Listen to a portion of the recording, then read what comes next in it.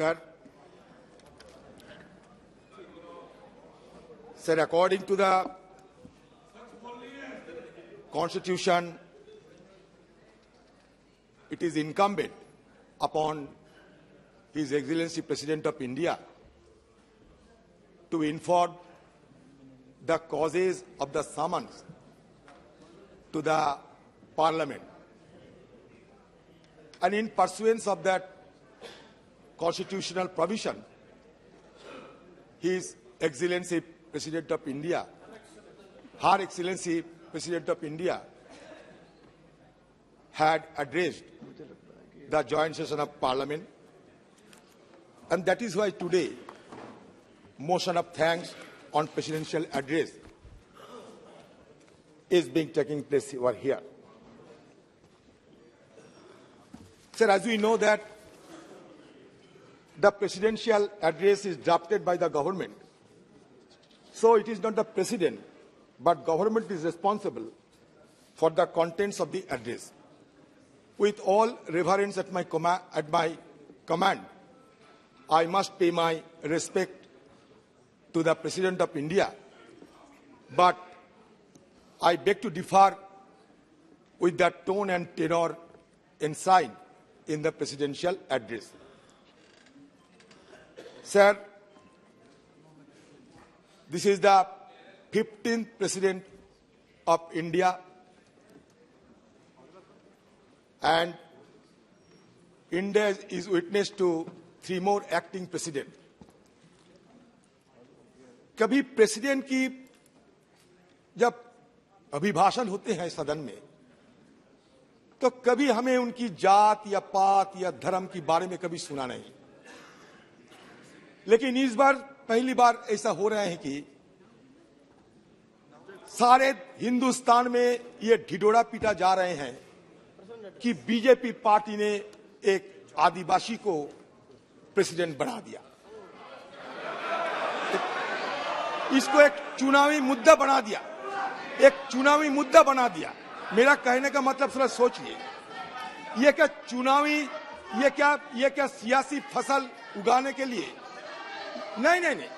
Sir, मुझे ताज्जुब लगता है कि हमारे देश में 15 ऐसे प्रेसिडेंट बन चुके हैं, तो कभी उनकी जात पात धर्म के बारे में कभी जिक्र नहीं करते, लेकिन इस बार पहली बार ऐसा हो रहा है कि हम आदिवासी को बना दिया, जैसे लगता है कि अब दान कर दिया, जैसे लगता है कि अब दान कर दिया किसी को, आप लगता है कि अब दानी है। हिंदुस्तान में अगर किसी का 35 साल उम्र होते हैं और वो लोकसभा में चुनाव लड़ने की काबिल होते हैं, तो उनको प्रेसिडेंट होने की सारे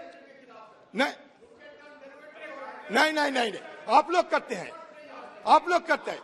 तो 35 साल और लोकसभा में चुनाव लड़ने की काबिलियत, इस पे वो प्रेसिडेंट बन सकते हैं। सर, इसीलिए नहीं, कभी मैं तो प्रधानमंत्री नरेंद्र मोदी जी को ओबीसी दादा नहीं कहते, हम तो कहते कि प्रधानमंत्री नरेंद्र मोदी। तो ऐसे कहिए ना, हम तो कभी हिंदुस्तान में शेड्यूल कास्ट प्रधानमंत्री बने, तो हम तो कभी हिंदुस्तान में मुसलमान प्रधानमंत्री प्रेसिडेंट बने, तो हम तो कभी जिक्र नहीं करते। लेकिन ये क्या होता है, आदिवासी, ये दया नहीं, ये हमारे महामहिम की काबिलियत पर आप शक जता रहे हैं। उनकी काबिलियत पर भरोसा करो, दान करने की कोई जरूरत नहीं है। ये होगी प्रेसिडेंट ऑफ इंडिया की सही मायनों में मर्यादा को पालन करना। यही मेरा 350। हाँ, बोलिए सर। ये 352(6) कहता है, use the president's name for the purpose of influencing the debate.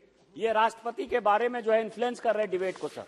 आदिवासी कह के, उनके बारे में डेरोगेटरी शब्द कह के ये उसका नाम नहीं ले सकते हैं सर।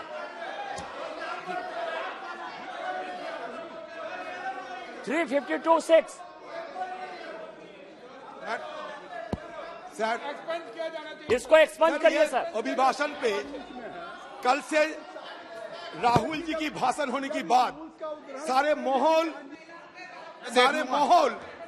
एक नया दिशा में आगे बढ़ रहे हैं। राष्ट्रपति के अभिभाषण में यह लगता है कि राहुल जी वर्सेस बीजेपी की जंग छिड़ गई है। तो ये मैं ये समझूं कि ये राष्ट्रपति अभिभाषण नहीं, ये राहुल जी वर्सेस बीजेपी हो रहे हैं। हर व्यक्ति ने, अरे प्रधानमंत्री जी के आने का पहले बहुत सारे ये लेफ्टिनेंट जनरल, सारे ब्रिगेडियर जनरल को यह तैनात किया गया सिर्फ राहुल जी को ठोकने के लिए।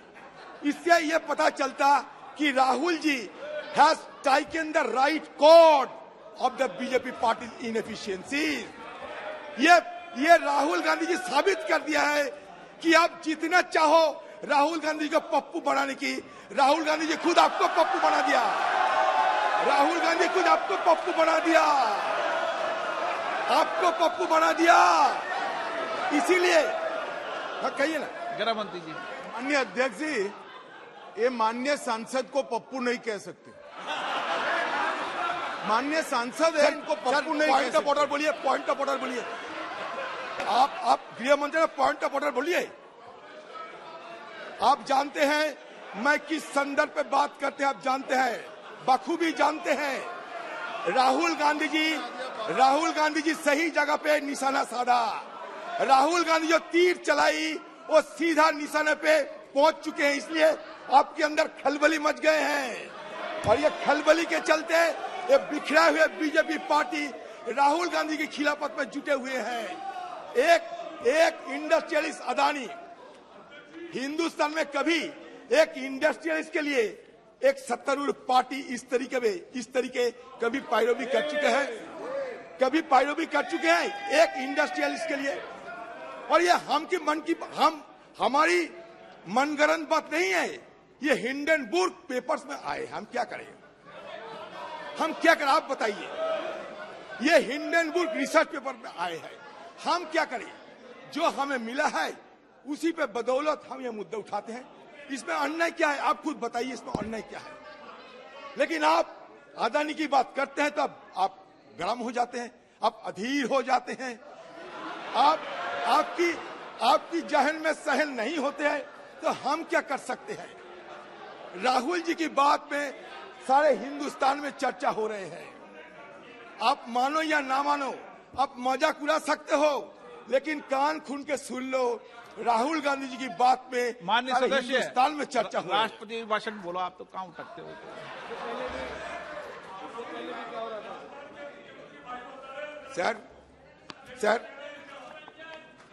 सर बहुत दिन पहले एक कहीं एक किताब में पढ़े थे कि हेलमेट is playing without the prince of Denmark. तो a event without protagonist is being played upon here also. Here it is mentioned in the presidential address that 2047 we have to build a nation which not only embrace its glorious past but also encompasses every golden aspect of modernity. अच्छा sir, हमारी देश में अगर nation बनाना है, आधुनिकीकरण करना है, तो जवाहरलाल नेहरू की जिक्र के बिना ये हो सकता, बताइए। हमारे देश में 1947 से आजादी के बाद ये नया हिंदुस्तान बनाने की जो प्रक्रिया शुरू हुई है वो आज भी चल रहे हैं, वो अगले दिन भी चलेगी। हिंदुस्तान की अगर आधुनिक हिंदुस्तान बनाने की जो नींव जवाहरलाल नेहरू ने रखे थे। अगर ये आपको यकीन ना करे तो अलग बात है। हम जानते हैं कि जवाहरलाल नेहरू, इंदिरा गांधी, राजीव जी की बात आपको ओंठों पे नहीं आते। जब उनकी बात आते आपको ओंठों में फफोला पैदा हो जाते हैं, छलाप पैदा हो जाते हैं। लेकिन असलियत तो यह है मैं पढ़ के सुनाता हूं 1947 की जवाहरलाल नेहरू जी की एक quotation. I quote, long years ago we made a tryst with destiny. Now the time comes when we shall redeem our pledge, not wholly or in full measures but very substantially. At the stroke of the midnight hour, when the world sleeps, India will awake to life and freedom. A moment comes, which comes but rarely in history, when we step out from the old to the new, when an age ends and when the soul of the nation, long suppressed, will find its utterance. It is fitting that at this time, at this solemn moment, we take the pledge of dedication to the service of India and her people and to the still larger cause of humanity. You know that India is recognized as a country and as a civilization, which is called an unending celebration of human pluralism. Plurality accommodates the differences, and the differences embody and enact dissent. This is the secret of India's survivability throughout the centuries. We should not forget this key secret of India's success. I would also refer another few lines from Nehruji's speech at the time. That is, that future is not one of ease or resting, but of incessant striving, so that we may fulfill the pledges we have so often taken and the one we shall take today. The service of India means the service of the millions who suffer. It means the ending of poverty and ignorance and disease and inequality of opportunity. आप नई बात क्या कहा बताइए? आज हमारे मंत्री कह रहे थे कि 7-8 करोड़ लोग बीपीएल सीमा के नीचे है. वो कम करके बोला 50 करोड़ से ज्यादा हो चुके हैं. तो ये जवाहरलाल नेहरू जी 47 साल में ये बयान दे चुके हैं. ये भी कहा था Jawaharlal Nehru ji, peace has been said to be indivisible, so is freedom, so is prosperity now, and so also is disaster in this one world that can no longer be split in isolated fragments. बताइए इसका जिक्र क्यों नहीं होता है?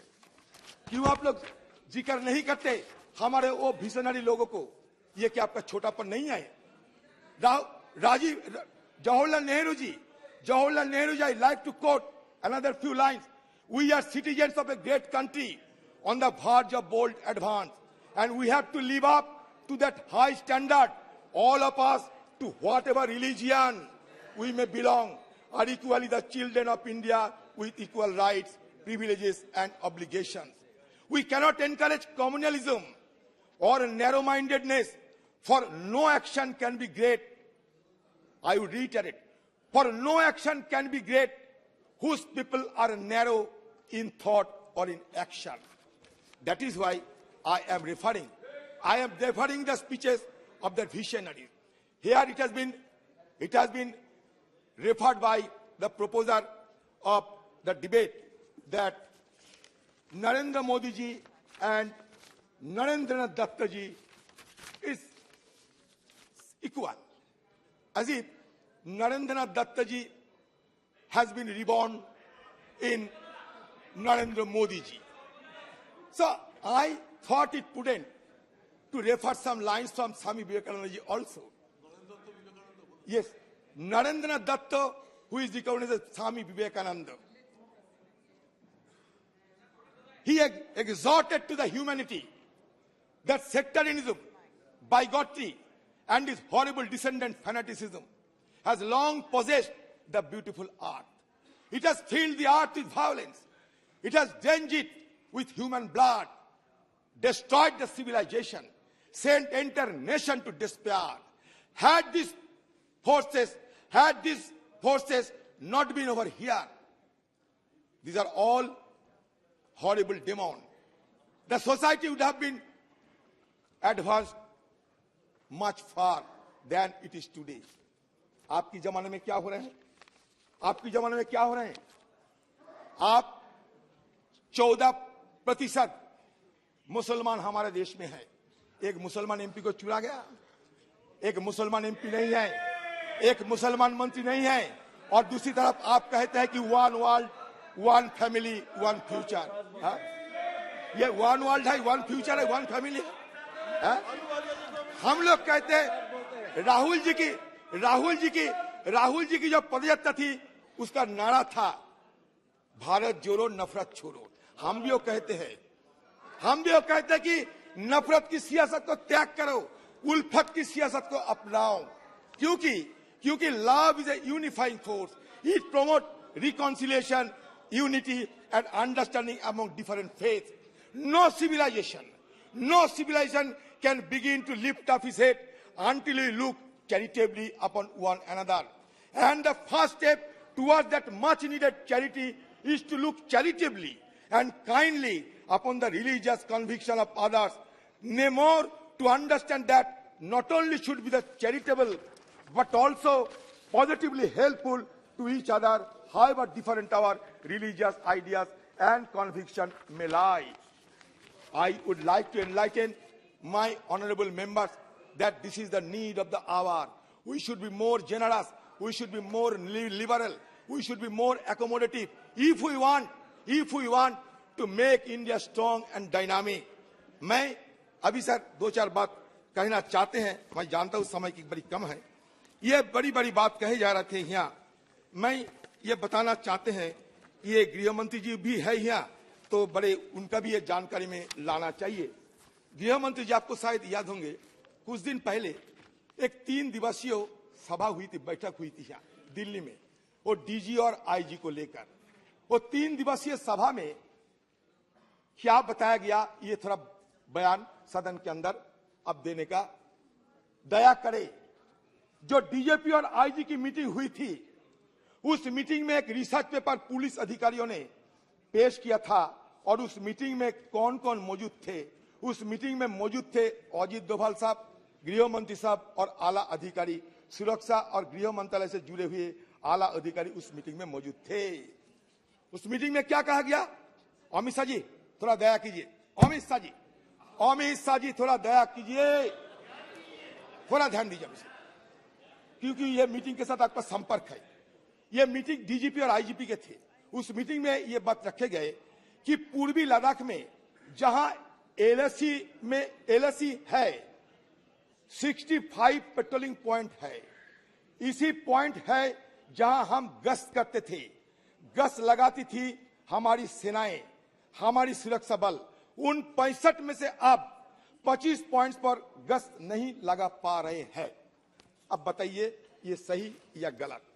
और वहां रेबी नाम के एक कम्युनिटी है लद्दाख के, हमारे जो एमपी जानते हैं, जो अपने भेड़ बकरी चराने वालों की कम्युनिटी है, जो सदियों से हुआ अपने जानवरों को चराते हैं, अब वो हुआ नहीं चरा पाते हैं अपने जानवरों को। आप बताइए ये सही या गलत? आप बताइए। पेपर में अमित शाह जी, पेपर में ये भी कहा गया, अमित शाह जी जरा ध्यान में सुनिए, वर्तमान में काराकोरम दर्रे से लेकर चुमा तक 65 पीपी है, मतलब पेट्रोलिंग पॉइंट है, जिन्हें इंडियन सिक्योरिटी फोर्स द्वारा नियमित रूप से गश्त किया जाना है। 65 पीपी में से 26 पीपी यानी पीपी नंबर 5 to 17, 24 to 32, 37, 51, 52, 62 में हमारी उपस्थिति प्रतिबंधक या आईएसएफ की द्वारा गश्त नहीं करने के कारण खो गए हैं। ये सही या गलत है? आप बताएं। 17 बार मिलिट्री लेवल पे टॉक हुई है, 18 बार हमारे प्रधानमंत्री जी के साथ मुलाकात हुई थी चीन की प्रधानमंत्री जी को, लेकिन नतीजा क्या निकला? ये हमें जानकारी जरूर दीजिएगा, क्योंकि लद्दाख हमारे ही ये देश की एक अखंड इलाका है। हमारे किरण रिजिजू जी बोल रहे थे अरुणाचल के बारे में। 2022 जनवरी में पूर्वी लद्दाख में एलएसी से लगभग 40 किलोमीटर दूर चीनी द्वारा पैंगोंग सो पर एक पुल के निर्माण का ताजा उपग्रह छवियां सामने आई।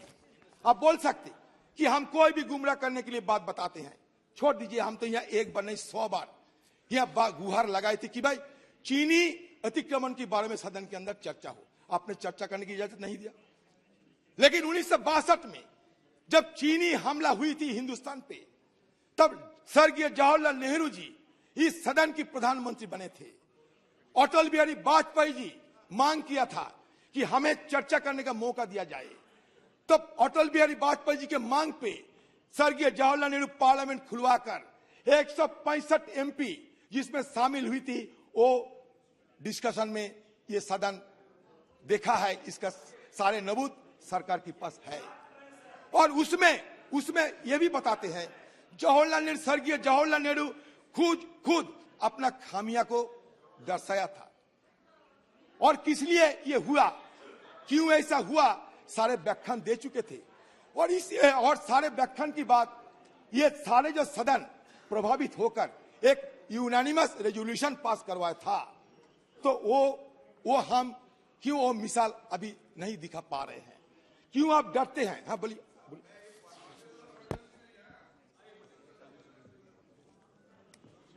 अधीर रंजन जी कह रहे हैं अभी क्यों ऐसा नहीं कर रहे हैं, क्योंकि उस वक्त खामियां थी, अभी कोई खामी ही नहीं है तो कैसे करें? हजारों हेक्टेयर भूमि हार कर आए थे तब जाकर चर्चा करी थी। क्या बात कर रहे हो? इस तरह से नहीं होता है। चर्चा कब हुई थी? हजारों हेक्टेयर भूमि हार कर आ गए थे तब जाकर चर्चा हुई है। क्या हुआ? 2000 स्क्वायर किलोमीटर अतिक्रमण हुई। आप नकार सकते 2000 स्क्वायर किलोमीटर अतिक्रमण हुई। अगर एक बार एक काम कीजिए ना, सारे ऑल पार्टी डेलीगेशन को लेकर आप चलिए ना लद्दाख में, हम देखना चाहते हैं। आपको हिम्मत है ले जाने के लिए? बताइए आप खुद को कहां छुपाना चाहते हैं? आप चीन को डरते हैं? अरुणाचल प्रदेश में लुंगटा, किरण रिजिजू भाई आप सुन लो, अरुणाचल प्रदेश में लुंगटा जोर क्षेत्र में पीएलए ने 18 जनवरी 2022 के 18 जनवरी को भारतीय क्षेत्र के अंदर से 17 वर्षीय भारतीय मीरम तोरण को अपहरण कर लिया। भाजपा सांसद रिटरेटिंग भाजपा सांसद श्री तपीर गांव ने भी ट्वीट किया कि चीन ने 2018 में भारत के अंदर 3-4 किलोमीटर सड़क बनाई। 26 जनवरी को पीएलए द्वारा युवा लड़के को भारतीय सेना को सौंप दिया गया था।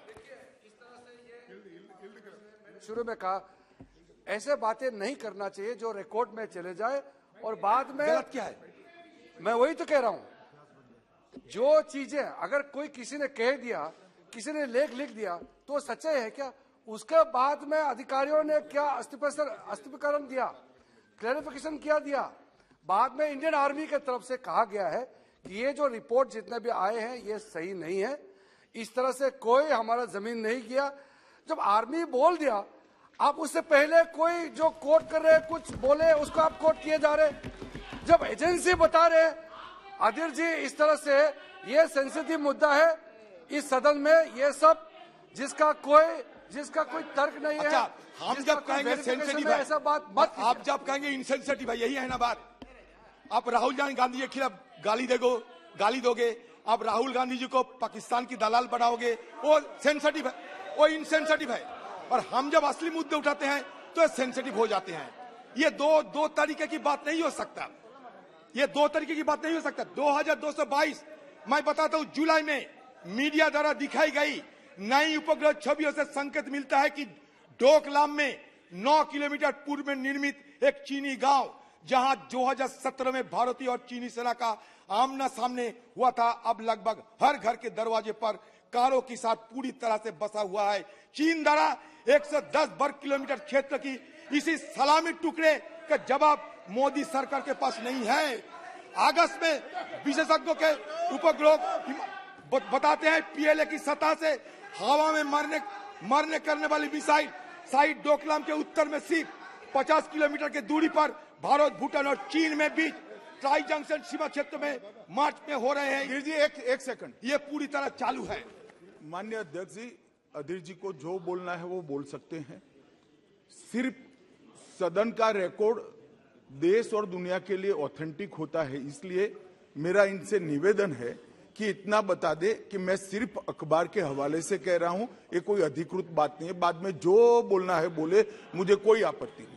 अखबार पढ़कर इतनी बड़ी बात जो देश की सीमाओं के साथ जुड़ी है, इरिस्पॉन्सिबिलिटी के साथ इस सदन में नहीं रखनी। कह चुके हैं सर, आपने शायद सर अमित शाह जी आपने शायद नहीं सुने होंगे। मैंने कह दिया था कि मीडिया द्वारा दिखाई गई, मैंने कह दिया था, मैं कोई गुमराह करने वाला बात नहीं कहता, मैंने कह दिया था, जिक्र कर दिया था कि मीडिया द्वारा दिखाई गई। अच्छा, नवंबर में आपका लद्दाख में वांगचुक उपवास करते थे, वो क्या कहे वो भी आप सुन लिया करो। अच्छा, कंचुक तेंजिन तत्कालीन भाजपा शासित लद्दाख स्वायत्त पहाड़ी विकास परिषद के स्वतंत्र सदस्य, क्षेत्र के सर्वोच्च निर्वाचित संस्था, क्या कहना है कि बफर जोन के निर्माण में स्थानीय लोगों की अपने पशुओं के लिए चरागाह भूमि तक पहुंच को अवरुद्ध कर दिया है और नहीं जा पाते हैं। दिसंबर में गैर कानूनी घुसपैठ के प्रयास में चीनी दल 9 दिसंबर 2022 को तवांग सेक्टर के स्वयंभू क्षेत्र में हमारे सशस्त्र बलों के साथ 17,000 फीट की चोटी पर अवैध रूप से कब्जा करने की दृष्टि से भिड़ गए। सेना जैसे कि बताया गया 300 से अधिक चीनी दल हमारे क्षेत्र पर कब्जा करने के लिए एक निर्लज्ज डिजाइन के साथ आए, जिसे हमारे सशस्त्र बल की वीरता से सफलपूर्वक खदेड़ दिया था। हमारे सेना की वीरता, हमारी सेना की धीरता, या हमारी सेना के लिए हमारे अहंकार, हमारे नाच की कोई कमी नहीं है। लेकिन आप बताइए खुलकर, क्यों नहीं सदन में चर्चा हो रहे हैं? आप एक काम कीजिए ना, जवाहरलाल नेहरू को किसी ने बताया था कि सेक्रेट सेशन करो। जवाहरलाल नेहरू जवाब में कहा था कोई सेक्रेट सेशन नहीं होगी, हम खुले आम चर्चा करेंगे। ये हिम्मत अब क्यों नहीं दिखा सकते? हमारे पीएम साहब, पीएम मोदी के बाद पीएम मोदी ने 2014 के बाद से 18 बार चीनी राष्ट्रपति से मुलाकात की है और हमारे बीच सैन्य स्तर की वार्ता की दौर 17 बार हो चुके हैं। गलवान के बाद से चीनी आयात हिंदुस्तान में 45% का वृद्धि हुई या नहीं? आप बताओ। गलवान में हमारे 20 जवान अपने प्राण को आहुति देने के बाद चीनी के साथ हमारे ये कारोबार में इतना बढ़ोतरी कैसे आ रहा है कि 45% वृद्धि होते हैं? चीनी ने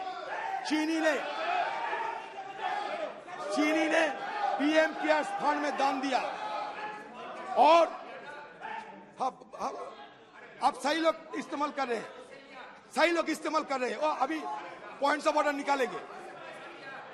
चीनी ने पीएम केयर्स फंड में दान दिया और 3,560 भारतीय कंपनियों में चीनी निर्देशक है। आप बताइए, ये छोटे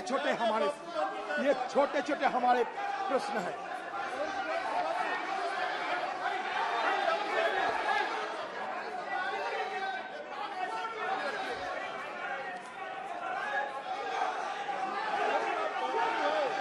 सर मेरा और एक बात कहना है।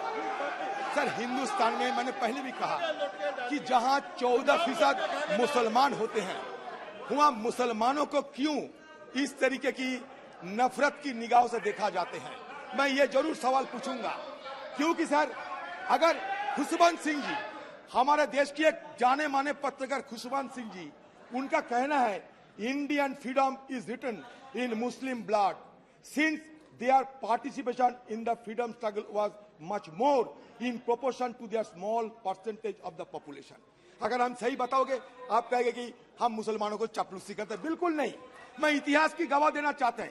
आप इतिहास को विरूपण करते हैं, इतिहास को छेड़छाड़ करते हैं, आप हमारे स्थिति लोप करने की हर संभव प्रयास करते हैं, एक एमनेशिया तैयार करना चाहते हैं, हाँ को ना को हाँ करना चाहते हैं, नई हिंदुस्तान की बात करते हैं। नई हिंदुस्तान में अगर सबसे जोखिम में अगर कुछ है, वो है हमारा अधिकार। हिंदुस्तान में सबसे जोखिम हालत में है हमारा अधिकार। ये हमारे अधिकार को छीन लिया जाता है।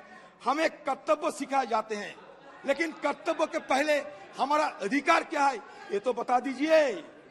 हमारा बोलने का अधिकार नहीं है। देखिए, मीडिया वालों को यहाँ से निकाल दिया जाते हैं, ये मीडिया हमारे फोर्थ पिलर होते हैं। मीडिया वालों को घुस नहीं दिया जाता। क्यों आप मीडिया को डरते हैं? क्यों हमारे न्यायालय पे दबाव बनाते हैं?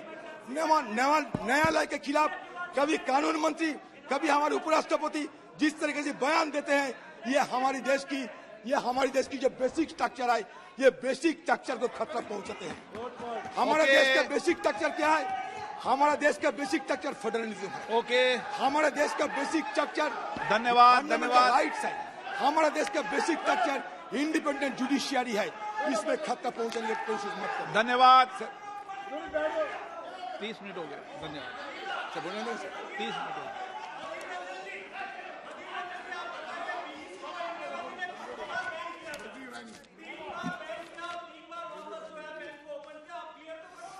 सर अगर आप मौका दे सारे बात क्लियर करनी है। नहीं कोई मौका नहीं। आज कुछ बचा के नहीं रखूंगा। इनकी बात क्लियर करनी भी नहीं है, आप तो अपनी बात सर आज कुछ बचा के नहीं रखूंगा सर। आज सर मैंने ताजुब लगता है सर। देखिए मैं खुलेआम कहता हूँ, अदानी जी के साथ हमारे कोई जाति दुश्मनी नहीं है, अंबानी के साथ हमारे कोई जाति दुश्मनी नहीं है। हम भी चाहते हैं हिंदुस्तान में और तरक्की हो और इंडस्ट्रियलिस्ट पैदा हो। हमारे इस सिस्टम पे तर्क है। Thank you. ये सिस्टम के खिलाफ हमारा इल्जाम है। दिलीप सेकिया जी।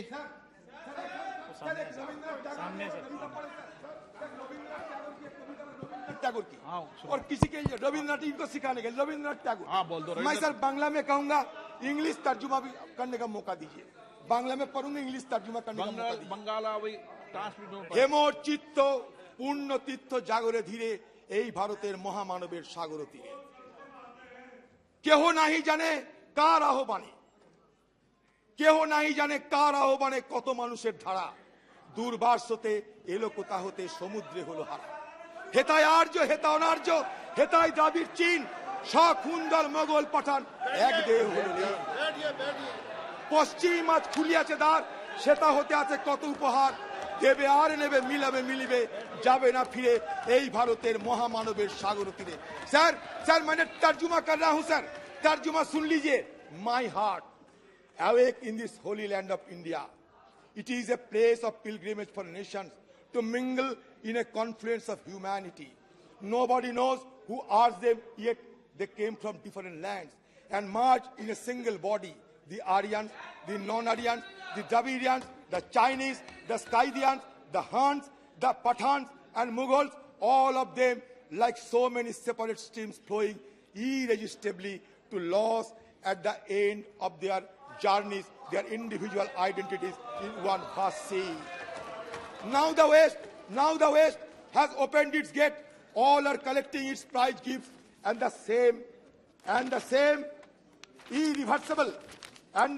irreversible process of mutual exchange and assimilation is taking place once again in that holy confluence of humanity.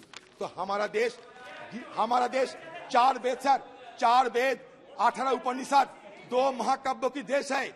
हमारा देश शंकराचार्य की है। हमारा देश कुरान बाइबल गुरु ग्रंथ साहिब का देश है। हमारा देश नामदेव तुकाराम की देश है। हमारा देश गुरु नानक और भाई मर्दाना की देश है। सर हमारा देश बुद्ध और ऋषि, हमारा देश बुद्ध और ऋषभ देव की देश है। हमारा देश चेन्नैया और बसवपन्ना की देश है। हमारा देश कबीर चैतन्य की देश है। हमारा देश निजामुद्दीन आउलिया और मोइनुद्दीन चिश्ती का देश है। ये देश को बचा के रखिए, यही मेरा निवेदन है। जय हिंद, जय भारत। दिलीप सेकिया जी।